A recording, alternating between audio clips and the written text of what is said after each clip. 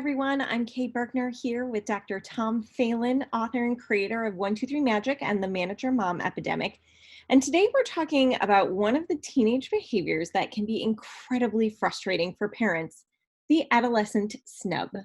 Dr. Phelan, can you tell us what the adolescent snub is?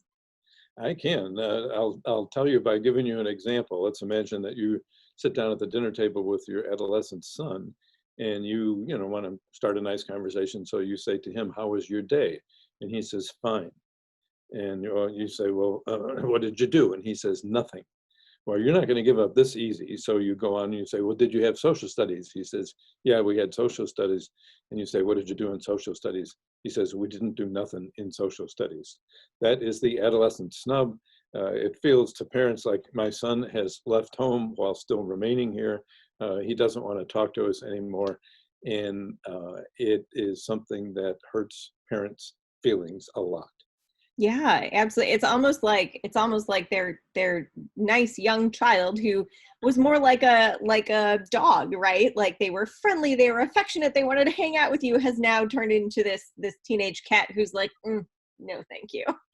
That's right. One mom described it. She said, what happened about her daughter? She said, "What happened to my buddy? She was my friend. She was my buddy." And she disappeared.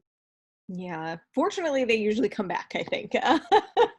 So, why is it that teens do this? Why are they responding this way? Why have they gone from chatty and conversational to now kind of shutting down? Well, the good news is if you're a parent, the good news is that it's not something you did. This is a normal part of adolescence that goes on in about 25 million American homes every night. And, adolescent, think way back historically, there didn't used to be an adolescent. People would be home and then they get married and they go to work. They'd go from childhood to adulthood like real quickly. Now we have a period of about 10 years between the ages of about 12 and 22 where kids are required to go to school because of the industrialization of our country, and industrialized countries need more training and schooling and that kind of thing. So adolescents have a prolonged period of dependence here, which they don't like, and I don't blame them one bit. But one of the hallmarks of teenagers is they're pulling away from their parents physically and emotionally, normal process, and they are zooming into peers. So peers are replacing parents as the primary interpersonal relationships in their life. Got it. So, when teenagers start acting this way, how do most parents respond? Like, what's kind of the internal thought process that most parents have? Well, there are a couple of them. One is a sense of irritation with the adolescent. And say, "What's the matter with you, you ungrateful little creep? Here I've done this for you and that for you all these years, and now you're treating me like this." So there's that reaction. Mixed in with that can be another reaction of the parent, and it's like, "What did I do wrong?" Because somebody starts treating you differently like that, you naturally tend to assume that you did something wrong. And of Mhm. course, the parents didn't do anything wrong other than be the parents, and the adolescent is changing. But this is a time when teenagers are changing so fast, physically and emotionally, that it's bewildering for everybody. Yeah, absolutely. So, what are some more useful ways that parents can kind of think about their teenagers' responses beyond sort of being hurt and offended and having that sort of knee jerk, irritated reaction? Yeah.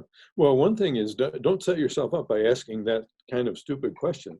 How was your day? If you're going to get that response, don't ask. And what adolescents do is they translate that into another question. And what they think the parents are asking them is, "Did you screw up anything today that I need to know about?" And then the teenager takes offense. So for the parents, your first job is don't take it personally. This is a normal thing. But then the kid's still at the dinner table with me. What am I going to do? And I found with my own son, one of the most useful things to do, if I want to have do I want to have a conversation, or do I want to diagnose their mental health? If I want to have a conversation, one of the most useful things to do for a parent is talk about yourself, something that's interesting. So one day when my son was grumping around at the dinner table, I told him about a fight I almost got into in a parking lot that day. Well, that got him going. He was very interested. We had a good conversation. Nice. Okay. But for the record, we're not recommending that anyone almost get in a fight in a parking lot just to have a conversation starter. Don't go around looking for really interesting things to do. They're a little weird. Yeah, that's not a good advice.